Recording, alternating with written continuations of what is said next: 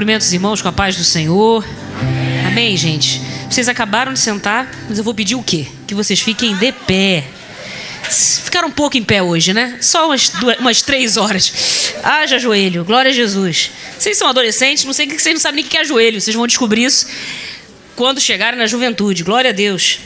Abra sua Bíblia, por gentileza. Primeiro livro de Samuel, capítulo de número 3. 1 Samuel, capítulo de número 3. Nós vamos ler apenas 3 versículos. Versículos 1, 2 e 3. Você achou? Diga amém. Amém. Quase todo mundo. Ganhando tempo. Diz a palavra do Senhor. 1 Samuel 3, versículo 1. O menino Samuel servia o Senhor diante de Eli. Naqueles dias a palavra do Senhor era muito rara. As visões não eram frequentes.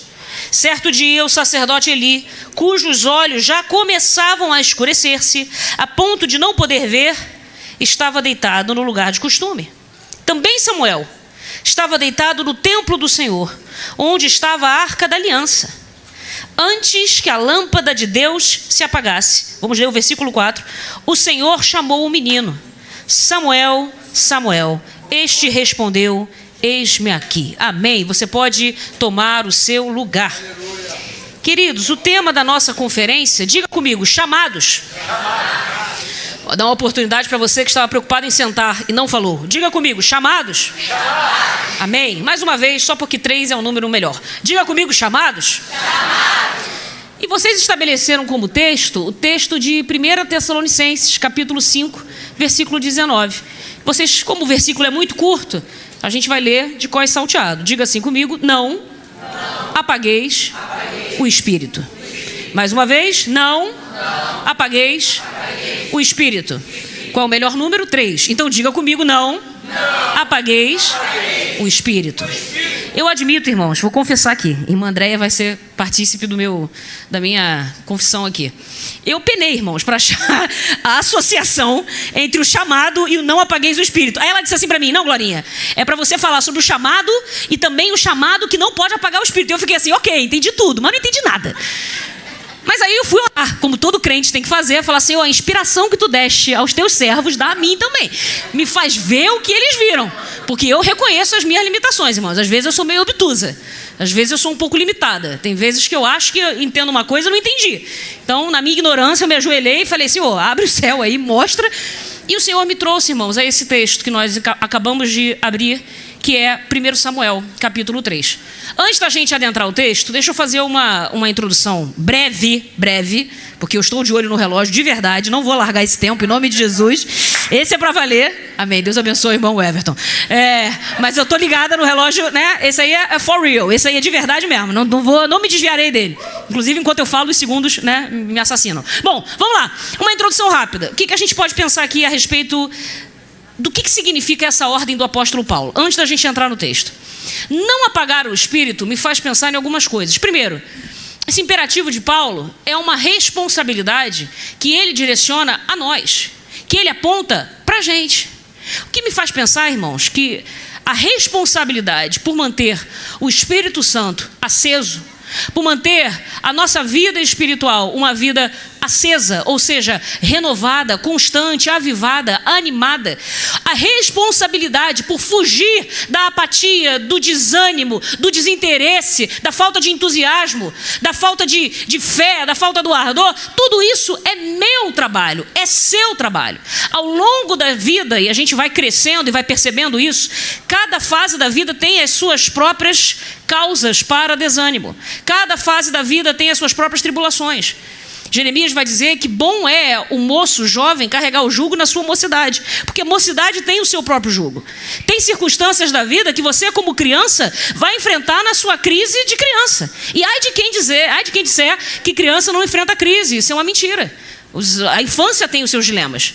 Eu tinha uma angústia muito grande no meu coração toda vez que mamãe me deixava na escola e eu olhava para trás e de repente mamãe não estava mais lá e tinha uma porção de criança na minha frente, gente virada no giraia, a minha professora era super estressada e eu olhava para trás e dizia, como assim minha mãe me largou aqui? Que tipo de mãe faz isso? Fiquei 3 anos de idade, 3 anos, revoltada com a minha mãe. Depois eu entender, faz parte da vida a gente ir desapegando pero no mútil, né? Porque meu pai está aí até hoje.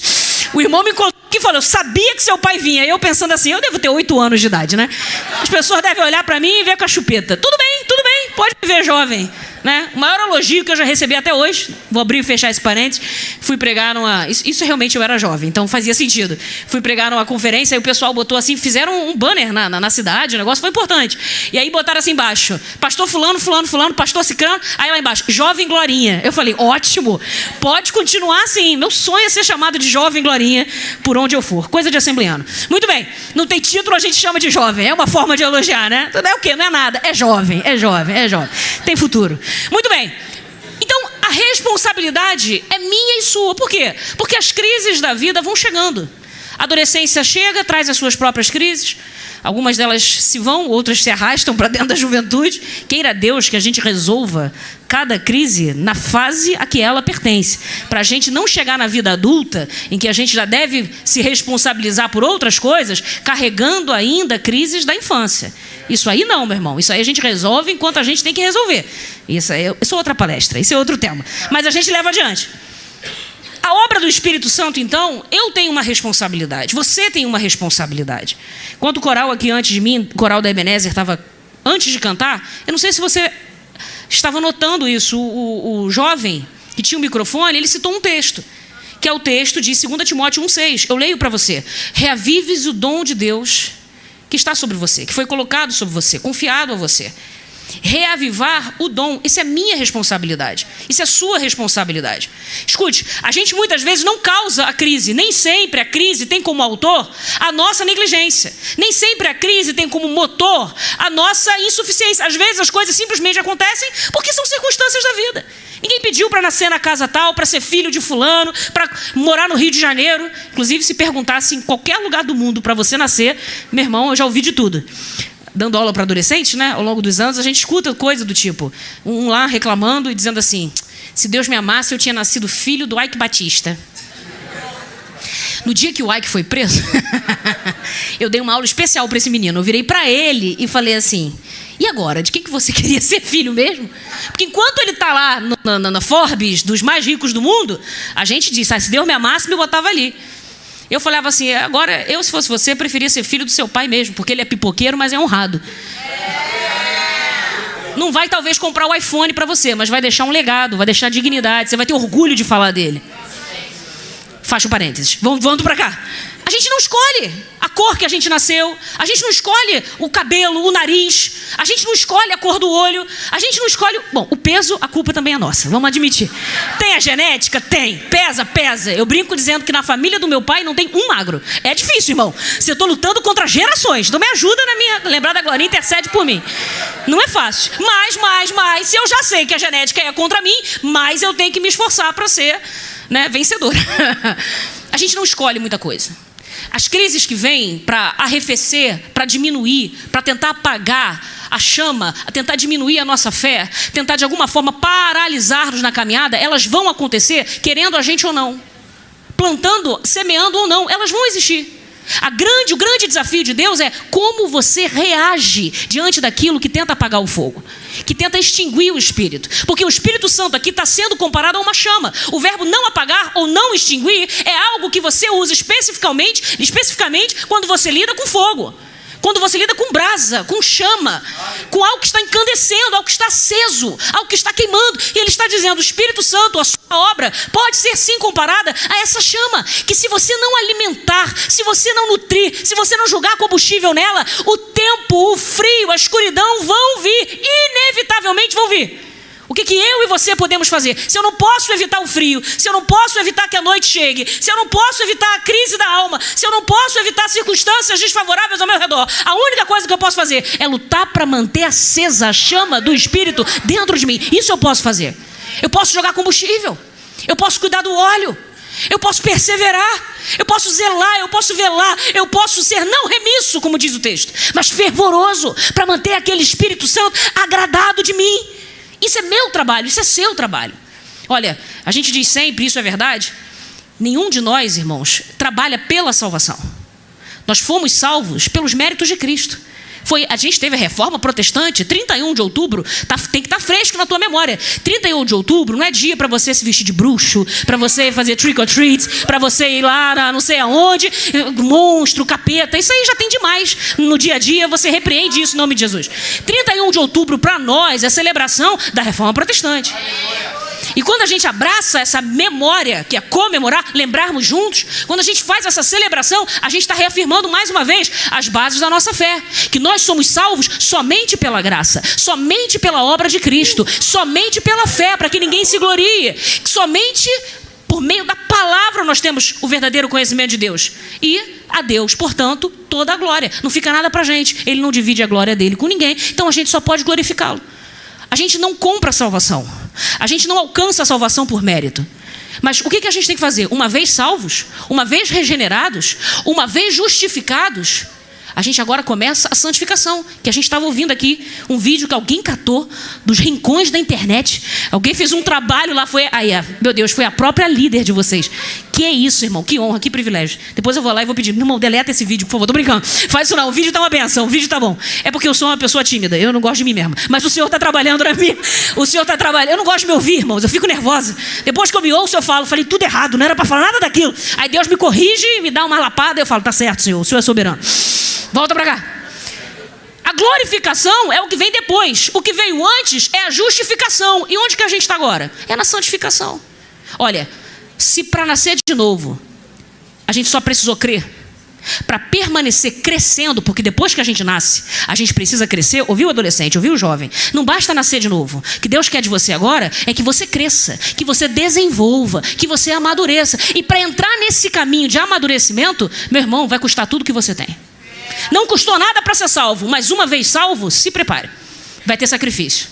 É choro, é lágrima, é sangue, é muita coisa acontecendo. Por quê? Tem de haver agora uma relação, uma correspondência com a graça de Deus que salvou você, limpou você. Então agora você vai perseverar a custo de muita coisa, mas vai lutando. Para quê? Para manter essa chama acesa até o final. Não apagar a chama. E eu fiquei pensando nisso. A responsabilidade que eu e você temos de manter vivo aquilo que Deus já fez nascer, de crescer, de aprimorar, de aperfeiçoar, porque quando chegar aquele dia, começou o culto com prestação de contas. Vocês são brabos, já botaram aqui os adolescentes para o juízo final. Meu irmão, prestação de contas. E a pergunta que Deus vai fazer é isso aí: eu dei um dom, você manteve ele vivo ou você matou? Tem gente abortando os chamados que nem aconteceram ainda. Mal a pessoa veio para Jesus e a pessoa já está dizendo: não, Deus não me chamou para isso, Deus não me chamou para aquilo, Deus não me chamou para nada. A gente mata, a gente assassina, a gente aborta os projetos de Deus. E o que Deus está dizendo é: não, se eu dei o dom, mantenha ele vivo. A sua única função é reavivar aquilo que Deus já avivou. É manter a chama acesa que Deus já acendeu. Não apague o Espírito. A crise não tem o poder de apagar o Espírito se eu estiver lutando para mantê-lo aceso dentro de mim. Bom, essa é uma introdução importante. Como eu dizia, meu amado, isso aqui é importante, nós temos uma responsabilidade. Romanos, capítulo 8, versículo 5, diz que aqueles que se inclinam para a carne, cogitam das coisas da carne, os que se inclinam para o Espírito, cogitam das coisas do Espírito. O que isso tem a ver? Ora, a responsabilidade para onde você vai se inclinar é sua. Manter essa chama acesa não é um ato unilateral de Deus. É uma decisão de Deus de colocar-nos onde nós estamos, de dar-nos o seu Espírito, de começar uma obra em nós. Mas é uma responsabilidade minha. O que eu faço com aquilo que foi começado? Para onde você se inclina? Se você se inclina para as coisas da carne, você vai pensar e vai viver em função das coisas da carne. Mas se você se inclina para o Espírito, você vai pensar e vai viver em função das coisas do Espírito. Onde você investe mais? Sua energia, seu tempo, seu foco, seus recursos, suas oportunidades. Você gasta mais com o quê? Você tem mais prazer aonde? Se a gente investe mais nas coisas da carne, não é de admirar que a gente produza as obras da carne.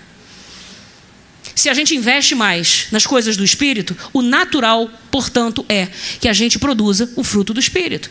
Para onde você se inclina? Eu falo para uma geração, e eu vou falar o que eu falei para os adolescentes lá da sede, na nossa conferência que a gente teve agora. Eu sei que muitos estavam lá, vão ouvir de novo. Irmão, não é pecado jogar videogame. Mas você só joga videogame, não faz mais nada da tua vida? Não é pecado ver dorama. Nada contra. Inclusive, tem uns que começam e não terminam jamais, né? Inclusive, meu pai, eu vou admitir, eu e minha irmã estávamos assistindo. Qual era quem? Não vou falar não, porque depois o pessoal fica dizendo, Glorinha pregando falou que a gente tem que assistir. Não falei nada, eu falei que eu e minha irmã estávamos vendo, por acaso. E aí meu pai passa e fala, cara, isso não acaba? Eu falei, calma, tá acabando. Tá só no episódio 245, vírgula não sei o que lá. Não é pecado. Mas você só faz isso? Você entende como é que coisas que começam lícitas podem se tornar tropeços? Coisas que começam boas podem se tornar um peso, podem se tornar um embaraço, pode se tornar algo que prejudica você. Se você se inclina demais para essas coisas, você só vai pensar nisso. Se você ocupa todo o seu tempo na rede social, todo o seu tempo absorvendo aquilo, é TikTok, é Instagram, é não sei mais o que lá, o que você acha que você vai produzir? Onde vai estar o teu desejo? Onde vai estar o teu prazer? Onde vai estar a tua ambição? Não é de admirar que a gente tem uma geração inteira cujo sonho é ser youtuber. Claro, ele só vê isso. Bota um livro na mão dessa galera que morre os 200 youtubers agora. Se jogar um Machado de Assis, não fica ninguém em pé. Mas é. E eu nem gosto tanto assim do Machado. Respeito ele porque ele é o patrono da literatura. Mas eu reconheço que tem coisa melhor. Vai ler um C.S. Lewis. Se gastasse o tempo que você vê absorvendo essas coisas, não vou dar o adjetivo que eu queria dar, tá bom? Essas coisas que ocupam corações e mentes, que estão entronizadas na cultura dessa época. Se a gente dedicasse menos tempo a isso, com certeza a gente cogitaria das coisas do alto. A gente ansiaria, o seu grande desejo no mundo é acordar pensando, qual alma que eu vou ganhar hoje? Senhor, coloca na minha mão aquele que o Senhor vai me ajudar, aquele que o Senhor vai fazer que eu leve para o céu. Senhor, qual é o meu chamado? Essa é a sua obsessão. Sabe por que é uma geração não preocupada em ser vocacionada? Não preocupada em receber um chamado? Porque é para eles. Então, eles estão inclinados para outras coisas. Então, eles cogitam de outras coisas. E eles produzem outras coisas. E não é, mais uma vez, surpresa nenhuma, que a gente viva numa sociedade como a gente está vivendo agora. Às vezes a gente se preocupa e diz assim, como que essa geração ficou desse jeito? Como assim? Como é que ficou? Eu explico para você. Alguém já disse assim, onde estava Deus? Nos desastres tais que acontecem. De vez em quando tem um 11 de setembro, tem alguém que entra numa escola e faz uma chacina, e alguma coisa absurda acontece, e alguém diz assim, onde estava Deus? Eu lembro de uma resposta de um pastor americano, não sei se foi o Chuck Swindoll, não lembro agora quem foi, que na época do 11 de setembro disse assim, vocês tiraram Deus das escolas, tiraram Deus dos tribunais, tiraram Deus da cultura, da televisão, da consciência, vocês desprezam a palavra de Deus, esvaziam as igrejas e fazem tudo o que podem para ir contra a pregação do evangelho. Vamos abrasileirar? Tiraram Deus dos metrôs, dos ônibus, tiraram Deus das faculdades, substituíram por todo tipo de lixo que você pode imaginar. A música tem que ser a pior possível para essa geração, a cultura está cada vez mais degradada e depreciada, e depois vocês vão perguntar onde está Deus? Você tem que decidir. Não esfriar, não desanimar, não olhar para trás, não retroceder, é uma decisão minha de quê? De manter vivo aquilo que Deus já começou a fazer. Se Ele me deu o dom, eu só preciso reavivá-lo. Se Ele acendeu a chama, eu só preciso me esforçar para mantê-la cada vez mais viva. Porque do contrário, se eu começar a me inclinar para as coisas da carne, não se desespere quando você começar a produzir lixo no seu coração, nos seus sentimentos, na sua mente e nas suas atitudes. Essa é uma introdução importante. Eu pensava no seguinte, quando a gente fala de chamado, a Bíblia trata indiretamente de dois tipos de chamado. Um primeiro chamado é um chamado que a gente chama, realmente, não usa isso no Enem. O chamado que a gente considera o chamado para uma vida de intimidade com Deus. É o chamado para ser crente. Não quero saber se o outro fala bem, fala mal, fala muito, fala pouco, se um roda muito no manto e o outro é mais quietinho, se um é muito intelectualizado e o outro é da oração, se um é chamado para as nações e o outro é chamado para as reflexões. Eu não sei. Eu não estou falando desse chamado específico. Eu estou falando do chamado que todo cristão tem, que é viver uma vida de santidade com Deus. Todo crente é chamado, em primeiro lugar, a ser íntimo do seu Senhor. Se a gente não responder a esse primeiro chamado, a gente nunca vai ouvir o segundo. Vou falar devagar isso agora, porque isso é o elo para a gente entrar na pregação. Se a gente se fizer de surdo e ignorar... tem todo um pessoal aqui das laterais. Deus abençoe vocês. Só estou olhando para o fundo. Amém. Voltando porque eu dizia. Lembrei. Se a gente ignorar O primeiro chamado, que é o chamado essencial, é o chamado fundamental, que é o chamado a uma vida de intimidade com Deus, uma vida de santidade, uma vida em que a gente busca a presença de Deus simplesmente para ser transformado. Não é para fazer nada, é para ser alguém. Que tipo de gente? Um filho de Deus. É o chamado à intimidade de filho, ao convívio de filho, a ouvir Deus só pelo prazer de gastar tempo com Ele. Uma vez eu lembro de um pastor Marcos Cedecias, ele contava isso. Ele dizia que uma vez o Vitor ainda era adolescente, e ele, voltando médico, então estava sempre dentro e fora de meu Deus, como é que é? Plantões, obrigada, irmã. Eu ia falar serões, tudo bem, pode ser, fazer um serão. De plantões, entrava num plantão, saía de outro. E um dia ele chegou em casa, estava jantando, olhou para um lado e falou: cadê Vitor? Nunca mais vi. Acho que esse menino está morando aqui ainda. Aí a Maeli falou: não, tá ali, Vitor, vem cá, seu pai está te chamando. Aí o Vitor entra, senta do lado dele, olha para ele, já com o celular na mão, né? Como que dizendo: vai, rápido, que eu tenho outras coisas para fazer. Adolescente é muito ocupado. Eles estão gerindo muitas empresas. Eles estão preocupados com a economia de países inteiros. Sem eles, a ONU não sobrevive, gente. Vai ter guerra amanhã. Porque os estados adolescentes são, assim, prioridade absoluta. Mãe, se eu não responder a minha amiga agora, vai cair 3 bombas no Oriente Médio. Deve ser isso. Deve ser isso. Já entra com o celular já ansioso, tipo, vambora, tem que fazer. Aí o pastor Marcos olhou para ele, falou assim: senta aí, garoto, tô falando com você. Aí ele não falava nada, terminava de comer, ficou sentado. Ô pai, o que o senhor quer? Ele falou assim: você é meu filho? Sou. Então senta aí, eu só quero a tua presença. Eu chamei você só porque eu quero olhar pro teu rosto. Só porque eu quero você do meu lado. Eu quero ouvir tua respiração, cara. Eu quero ver teu rosto, eu quero ouvir, eu quero gastar tempo com você, fazendo nada, falando nada, só pelo prazer de desfrutar uma comunhão, uma intimidade, um momento. Aí ele ficou assustado, guardou o celular, ficou ele e o pai e ele. E eu fiquei pensando, alguém disse isso, e eu concordo, que é muito bom quando a gente busca Deus, mas é especial quando Ele que nos busca. Ele vai ao nosso encontro lá de madrugada e fala assim: ó, não é nada não, eu só quero ouvir tua voz de novo. Só quero de novo ouvir você chorar. Só isso, mais nada. Senhor, mas é porque você vai fazer um grande mover. Não vou fazer nada. Eu só quero lembrar você que por causa da minha presença você é sustentado. Que o fôlego de vida quem te deu fui eu. Só quero lembrar você que você é filho. E filho tem um acesso especial à presença de Deus só pelo prazer de desfrutar de quem Ele é. Se a gente ignora e despreza esse primeiro chamado, a gente vai viver a vida inteira sem descobrir que Deus tem um segundo chamado. Porque quando a gente atende ao primeiro, todo mundo aqui na escola passa pela experiência da chamada, sim ou não? Que o pessoal vai fazer do quê? O pessoal, né? O professor. Vai fazer do quê? Lendo os nomes dos alunos na lista de presença. E à medida, ele vai lendo os nomes. E à medida que você responde presente, o que ele faz? Ele marca a sua presença. Se você silenciar e nada responder, o que significa? Falta, ausência. Não vai constar. O que isso importa para mim e para você? Se a gente não responde ao primeiro chamado de Deus, Ele não continua a obra que Ele tem a continuar. Porque por causa do que nós somos nele, agora nós seremos capacitados a fazer por Ele alguma coisa. Então, o chamado que a gente pensa numa conferência como essa é o chamado específico para a vida de cada um.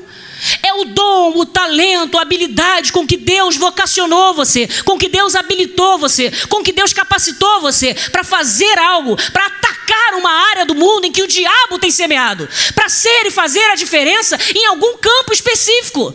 Você entende isso? Eu tenho esse chamado, você tem esse chamado. E a pergunta que eu e você temos que responder hoje é: como eu vou descobrir? E eu respondo a você olhando para a vida de Samuel. Só tem uma forma da gente descobrir, ouvir a voz de Deus para dizer para mim e para você: foi para isso que você nasceu, foi para isso que eu chamei você, era esse projeto que eu tenho para você, o que eu desenhei, o que eu esbocei, o que eu projetei para você, era isso aqui, Glorinha. É aqui que você tem que se encaixar, é essa necessidade que você veio suprir.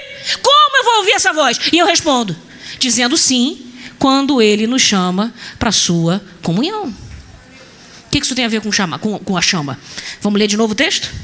Samuel capítulo 3, versículo 1. O menino Samuel servia ao Senhor diante de Eli. Naqueles dias a palavra do Senhor era rara, as visões infrequentes, e o sacerdote Eli, cujos olhos já começavam a escurecer, a ponto de não poder ver, estava deitado no lugar de costume. Versículo 3, que é o que nos interessa. Também Samuel estava deitado no templo do Senhor, onde estava a arca da aliança. antes que a lâmpada de Deus se apagasse. Diga comigo, antes que a lâmpada de Deus se apagasse.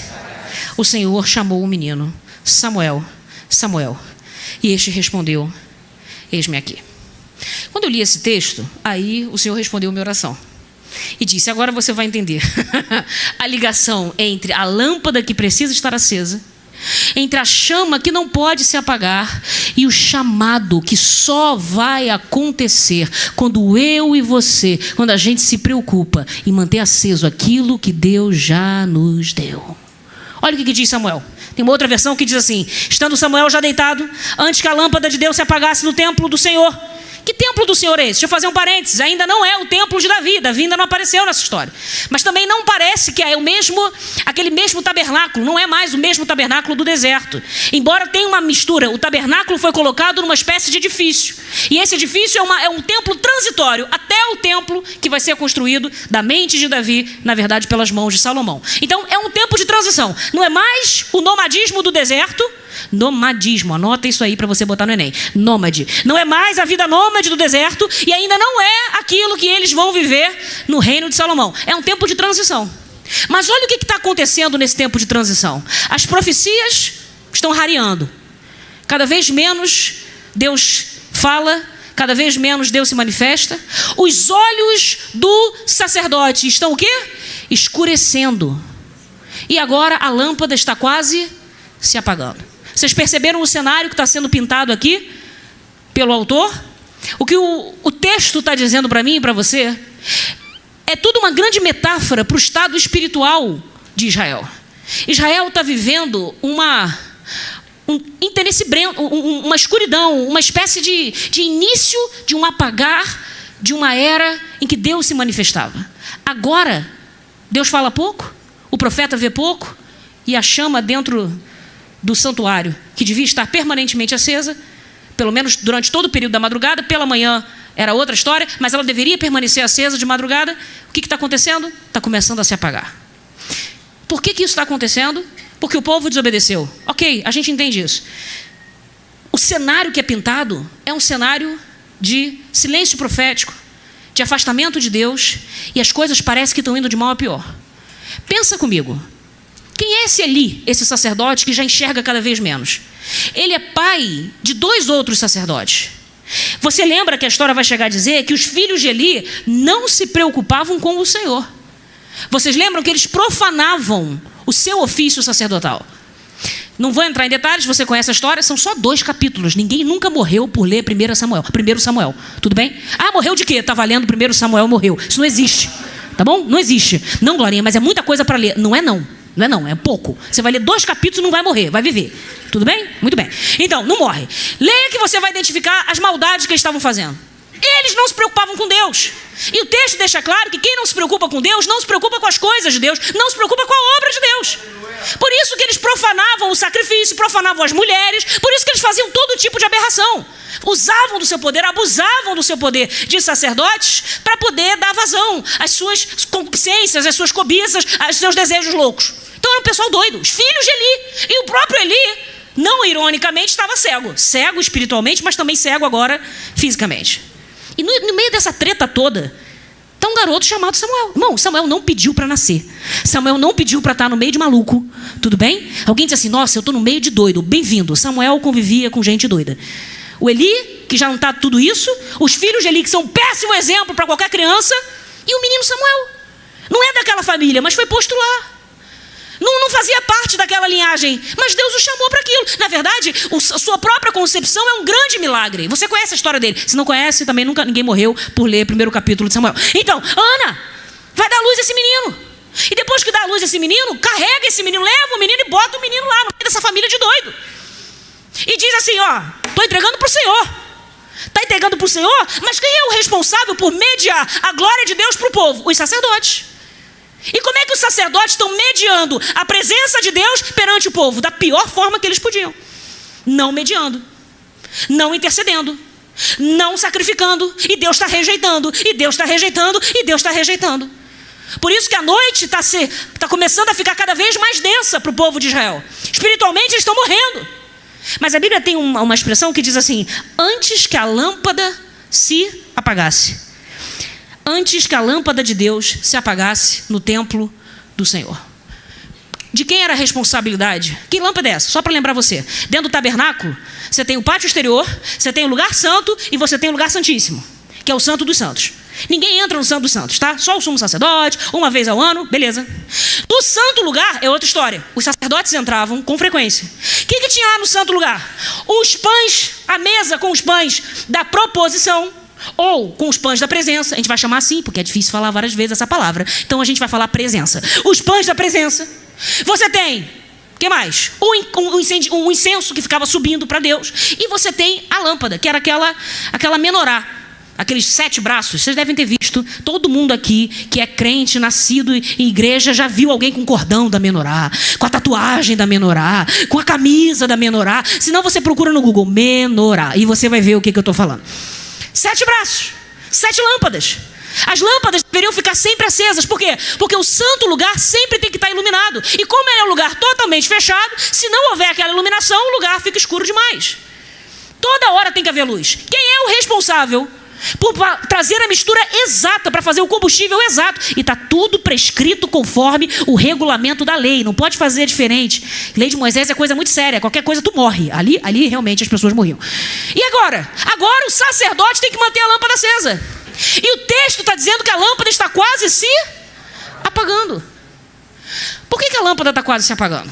Porque os sacerdotes não estavam nem aí. O capítulo 2 diz exatamente isso. Não estavam nem aí. Versão Nova Glorinha atualizada. Não estavam nem aí. Ou seja, não se preocupavam com o Senhor. Estavam pouco preocupados. Agora, por que não apagou? Onde é que esse menino Samuel está dormindo?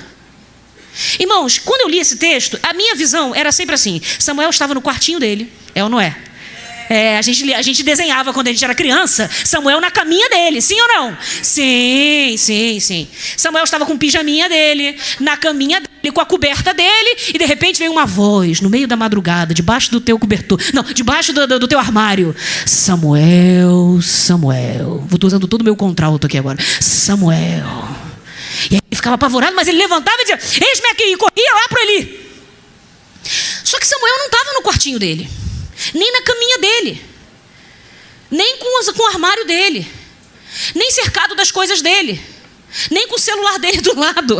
Essa aí sou eu que estou acrescentando. Samuel, olha o que o texto vai dizer. Como diz o pastor Jaime, atento aos detalhes. Samuel já deitado, antes que a lâmpada de Deus se apagasse no templo do Senhor, onde estava a arca de Deus. Onde é que ele estava deitado? No santo lugar. Esse garoto está dormindo perto da arca. Não do lado da arca, porque a arca está santo dos santos. Mas ele está perto de onde a lâmpada ainda está o quê? Acesa. Alguém tem que se perguntar isso. Por que esse menino está dormindo ali? E por que o Eli está na caminha quente dele? Isso é outro parênteses. O versículo anterior vai dizer que Eli estava dormindo no seu lugar. Eli não estava nem aí. E os filhos dele, muito menos.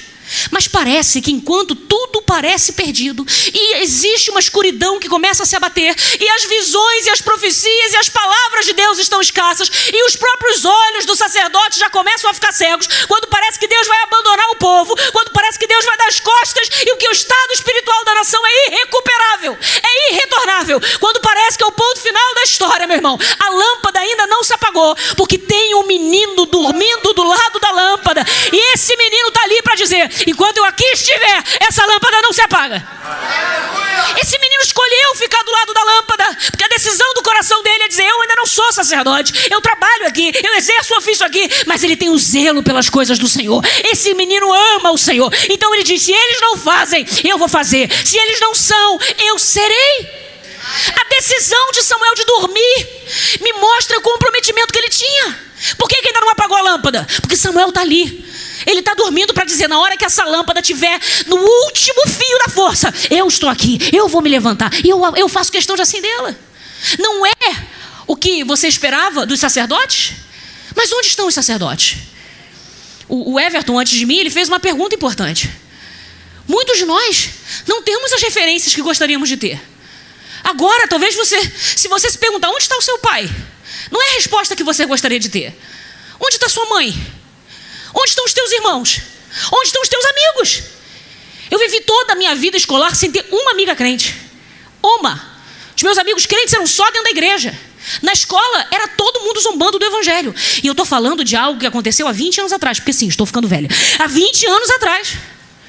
Na faculdade, é porque eu me uni ao grupo lá dos crentes, o Alfa e Ômega, que já nem existe mais. Virou GRU. Não sei quem inventou esse nome. Mas enfim, eles continuam exercendo para a glória de Deus lá o ministério no meio dos universitários. Mas era o quê? Era só, assunto era chopada. Assunto era quem pegou quem está fumando um negócio novo. Aí inventaram um cigarro, na minha época não tinha isso. Um cigarro que não parece cigarro. O tal do vapor, que não tem cheiro, não tem cheiro de cigarro, não tem gosto de cigarro. E que não é cigarro, na verdade mata igualzinho, mas não é. Vicia igual, mas não é. Aí fazem com as cores que atraem. Você acha que eles querem atrair a maioridade? Claro que não. Eles estão focando em você, adolescente.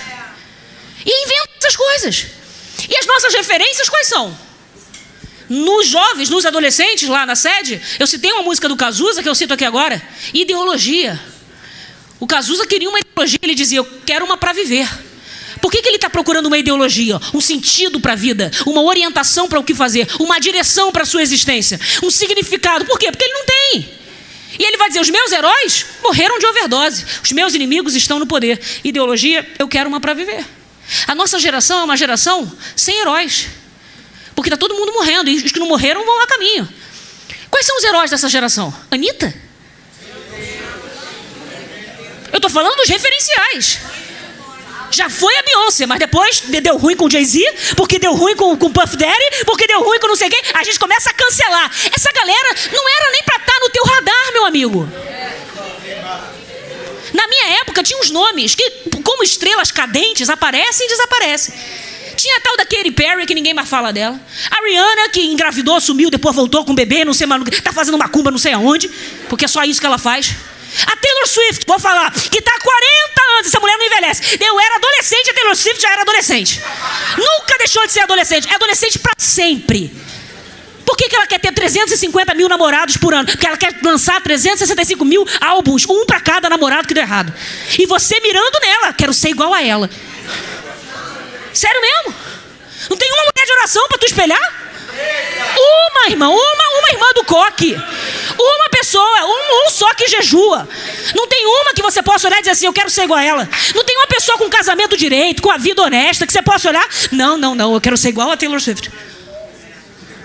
Que geração é essa que a gente está vivendo?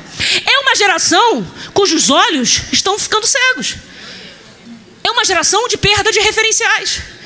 Pouca palavra, pouca manifestação de Deus, pouco mover profético, pouca revelação verdadeira de Deus. E aí, por que está acontecendo tudo isso? Deus está dizendo para mim e para você, a responsabilidade de manter o espírito aceso, a responsabilidade de manter a lâmpada acesa, não é mais daqueles a quem você julga que deviam estar, é minha e sua. Eu e você temos que decidir, Senhor, enquanto eu estiver aqui, não se apagará. Decisão, irmãos. Elis Regina, não é da época de vocês, mas não é mesmo, né? Google, quem foi Elis Regina? Ela fez um sucessozinho na época dela. Ela tinha uma música, os antepassados cantavam, e ela dizia o seguinte, e aquele negócio era um refrão, era um chiclete do capeta. Que ela voltava e repetia, ainda somos os mesmos e vivemos como os nossos pais. Aí, tá vendo o pessoal, tudo aqui que o Senhor libertou do jugo da Elis Regina, da gaiola de ferro de Faraó. Traz Jesus de volta para o teu aprisco. Ainda somos os mesmos e vivemos como os nossos pais. Meu irmão, isso é o capeta falando pra gente. Você não é o mesmo. E você não precisa repetir os erros dos seus pais. Você não precisa continuar dentro do ciclo de maldição. Você tem o poder de romper com a escola do inferno. Você tem o poder de romper com o ciclo maligno. E agora a gente está inventando umas coisas do tipo constelação familiar. Falarei, porque amanhã voltarei para a sede, cada um com seus problemas. Pastor Alex, que se vire com vocês. Constelação familiar. Não, porque você é desse jeito, porque a sua bisavó... Meu irmão, todo respeito, se eu fosse depender desses troços para ser liberta, eu estava lascada. Pergunta para o meu pai o nome dos avós dele. Antônio e Antônia. É claro que é inventado. Agora, eu conheço um Antônio que casou com uma Antônia. Os 4 avós do meu pai, Antônio, Antônio, Antônio, Antônio. E o bisavô, Antônio e Antônia. Para, cara. Todo mundo, assim, meu pai passou do pai dele, é Antônio e Antônia. Como que eu vou resolver os BOs da minha bisavó se eu não sei nem o nome dela? Vou chegar lá e falar assim, eu quero resolver aqui os problemas da Antônia. Não era, errou o endereço. Essa Antônia, não achamos o CEP, não foi localizada. Que constelação familiar, que maldição hereditária. Meu irmão, você foi justificado pelo sangue de Jesus. E aqueles que estão em Cristo, nenhuma condenação há. Olha para frente. Rompa com o que você tiver que romper, não pelo seu poder, mas pelo Espírito de Deus. Qual é a minha responsabilidade? Manter vivo a novidade de vida que Deus já me deu. Reavivar o dom que Ele já colocou sobre mim. Não apagar o Espírito. Se o Samuel fosse ficar esperando o sacerdote fazer alguma coisa, aquela chama tinha apagado. Mas o compromisso dele não é com as pessoas, o compromisso dele é com Deus que o chamou, o que vai chamá-lo agora. Então escute, porque esse Samuel entendeu que Deus merece ser honrado, independentemente de todos ao redor que o desonrem, que Deus merece ser obedecido e que a lei precisa ser obedecida. Ele está fazendo a coisa certa, no lugar certo, na hora certa. E nessa hora, escute, quem ouviu o primeiro chamado a ter intimidade com Deus, a buscar o lugar secreto de Deus, o santo lugar de Deus, e manter a chama acesa, vai ser encontrado por Deus para receber o chamado específico para a sua vida. Eu tenho ouvido gente dizer, eu não sei até hoje o que Deus me chamou para fazer. E eu me pergunto, pode ser que esteja perguntando do jeito errado. O que é perguntar do jeito errado? É perguntar fora da posição. Alguém, quando eu era jovem, tinha uma frase conhecida na época que as pessoas diziam assim: enquanto eu não acho a pessoa certa para casar, eu me divirto com os errados. Ainda continuam falando isso? Irmão, vai queimar, vai queimar. Queima tudo, Jesus, vai queimar. Se fosse muçulmano, era o mármore do inferno. Vai lá, vai lá. Sabe o que isso me faz parecer? As pessoas dizem assim, ó: enquanto o Deus dos meus pais não aparece para mim, eu não me movo. Enquanto eu não sei ainda o projeto, eu vou vivendo do jeito que eu quero. Porque afinal de contas, Deus não chamou você igual chamou Samuel. Ainda não falou o seu nome. Ainda não te chamou para um nível de intimidade tão absoluto em que você tem clareza do propósito. Enquanto você não tem, você faz o que você quiser da sua vida, nunca vai saber. Nunca vai ouvir. Porque todos os exemplos que a gente tem na Escritura de gente a quem Deus chamou para um compromisso sério, para um chamado específico, eram pessoas que não estavam com a mão abanando, não estavam na sombra e água fresca. Você lembra de Gideão? Gideão foi encontrado fazendo o quê? Malhando trigo no lagar. Você lembra de Davi? O chamado de Deus, quando vai encontrar Davi, nem acha Davi dentro de casa, que ele não estava tirando soneca. Ele não estava acordando meio-dia. Você entendeu isso? Ele não estava, aí almocei, agora vou dormir. Acabou de acordar, vai dormir de novo. Ele não estava domingo de manhã, escola dominical. Deus que me livre, eu acordo cedo a semana inteira. Disse o adolescente que tem que pagar os boletos de casa. Sabe o que o Davi estava fazendo? Cuidando das ovelhas do pai. Crônicas vai dizer para nós que Deus o achou escondido atrás das ovelhas, escondido atrás do trabalho. Enquanto Deus não se apresenta com você com clareza, permaneça no santo lugar, permaneça com a chama acesa. Não deixa a chama apagar. Essa é a nossa responsabilidade, meu irmão. Gideão foi achado malhando trigo no lagar. Davi foi achado quando estava cuidando das ovelhas do seu pai. E Samuel? Samuel foi achado dormindo, Glorinha. Não, dormindo ele estava. Mas dormindo aqui para mim aponta uma coisa importante. Ele está dormindo não é na cama dele, no conforto dele, no bercinho dele, cercado das coisas dele. Não. Ele está no lugar fazendo uma espécie de morada, uma espécie de habitação, cumprindo rotina na presença de Deus. Tem vezes, irmãos, que a gente tem que se acostumar com a rotina na presença, até que Deus nos lance para o alvo que Ele predestinou para nós. Enquanto a gente não se acostumar a ter rotina na presença de Deus, não adianta ficar aspirando pelo microfone.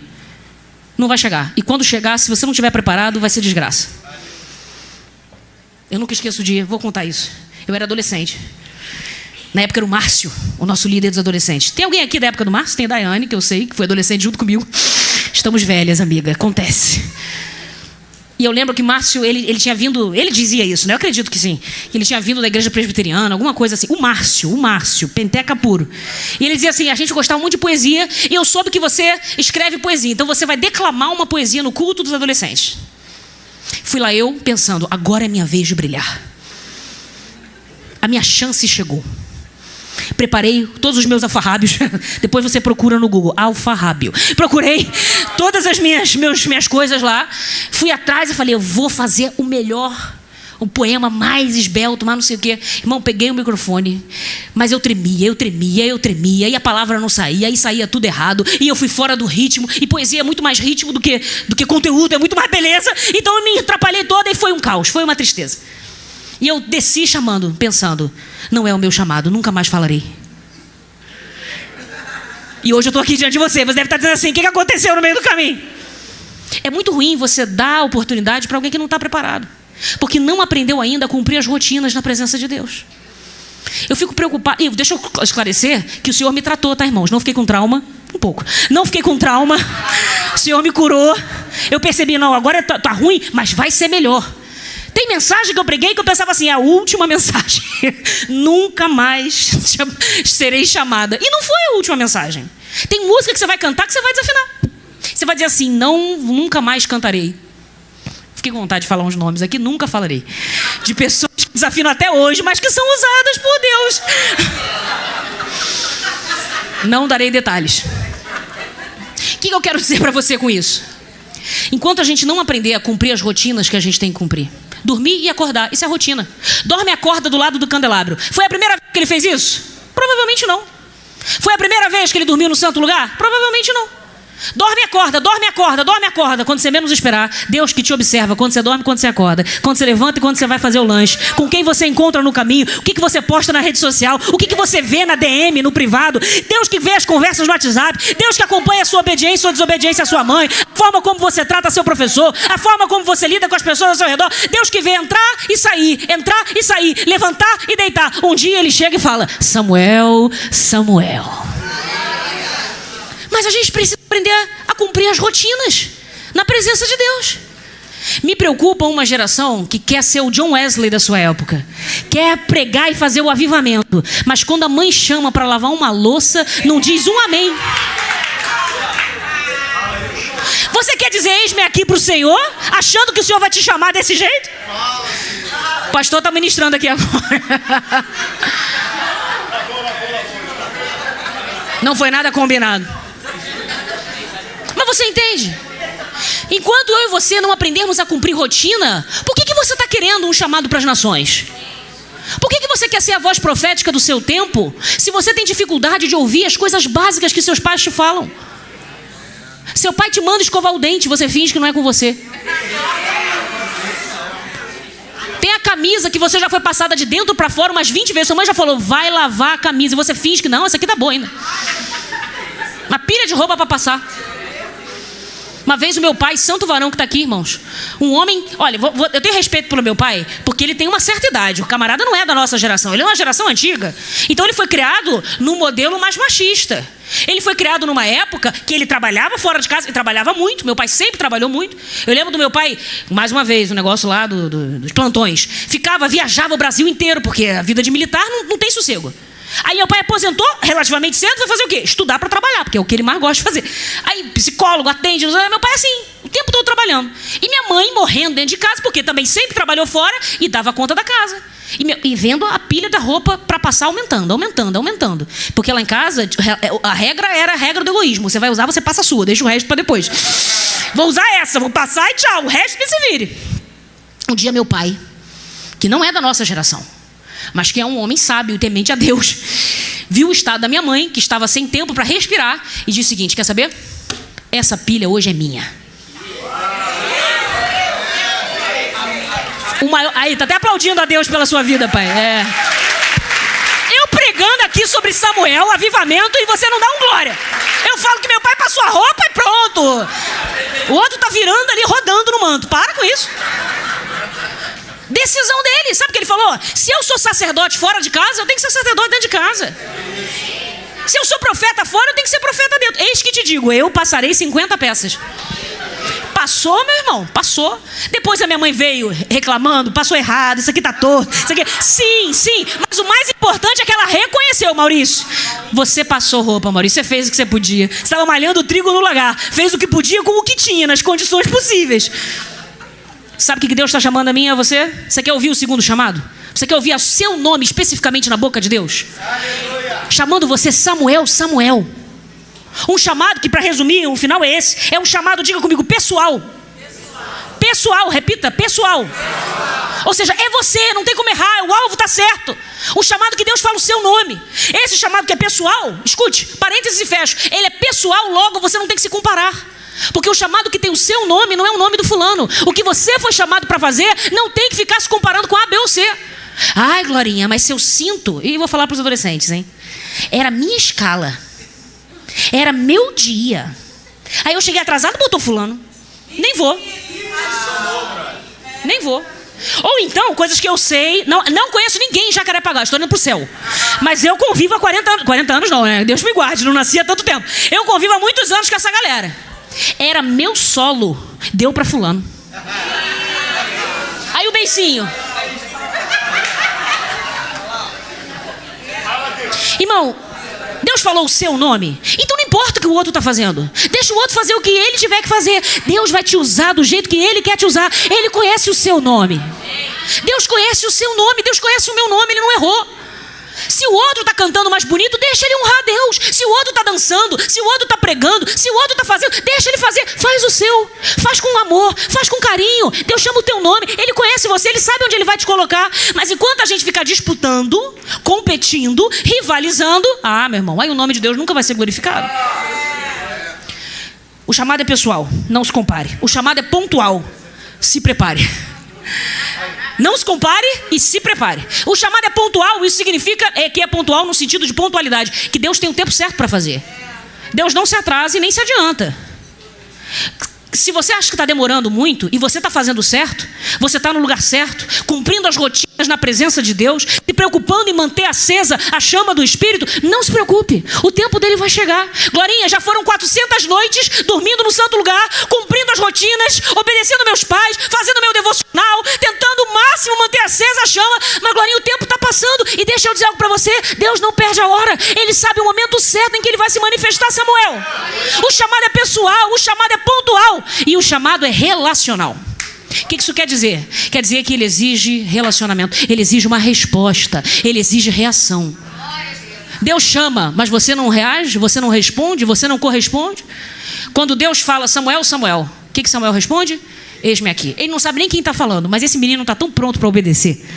Esse menino está tão desperto. Esse menino está tão ligado. Esse menino ele está tão aceso, que a qualquer momento ele sabe, Senhor, não importa se é o Eli que está chamando.